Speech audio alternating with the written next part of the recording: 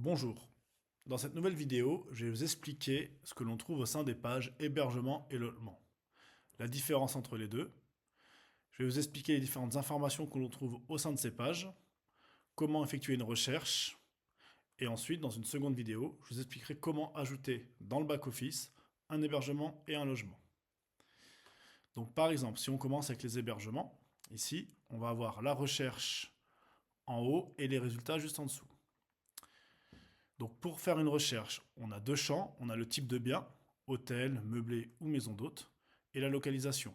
Donc on a un listing des différentes villes de France. On peut soit la sélectionner directement ici dans le listing, ou on peut directement taper le nom de notre ville si on connaît la ville où on cherche un bien. Je sélectionne la ville, je peux sélectionner mon type de bien, et ensuite j'effectue ma recherche. Si je veux supprimer une ville, je clique sur la croix. Si je veux supprimer un type de bien, je clique sur la croix. Et une fois que vous avez fait ça, vous allez avoir différents biens qui vont apparaître dans les résultats. Donc ici dans le résultat, on va trouver la photo à la une du bien, la localisation, le titre, le type de bien et le prix, au mois ou à la nuit. Donc ici, si je prends par exemple l'annonce d'Ambronay, je vais cliquer dessus et je vais arriver dans le détail de l'annonce. Donc ici dans le détail, je vais retrouver la photo à la une, le titre ici, le type de bien, le prix, au mois ou à la nuit, et ici la personne qui l'a publié ou l'organisation qui l'a publié. Ici, le descriptif de l'annonce, donc avec toutes les choses qu'on peut trouver dans une annonce de bien, la description, les plus du bien, les DPE, le prix au mois ou à la nuitée, la surface, etc. Donc toutes les informations qui vont concerner le bien vont se retrouver là-dedans. Et enfin, en bas de la page ici, on va trouver les différentes photos de la galerie. Donc il suffit de cliquer sur la photo pour l'agrandir et de cliquer à côté pour la fermer. Je clique, comme ça je peux voir la photo et je ferme en cliquant à côté. Juste en dessous des photos, on va retrouver ici une map qui va me permettre de pouvoir localiser le bien.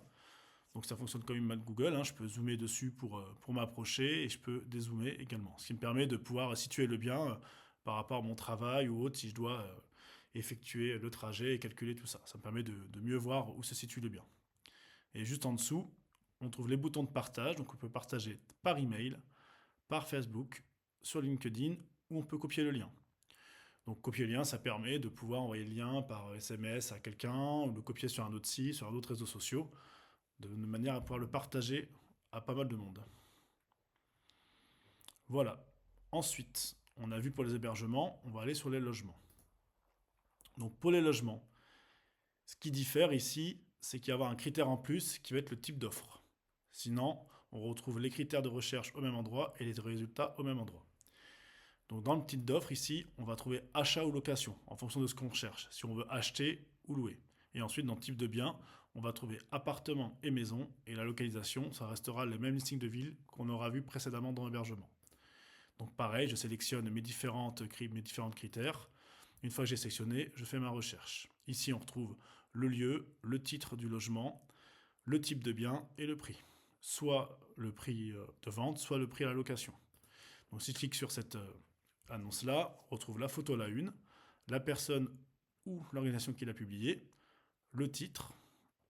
Ensuite ici, si c'est de l'achat ou de la location, le prix, le lieu de l'annonce, donc la ville.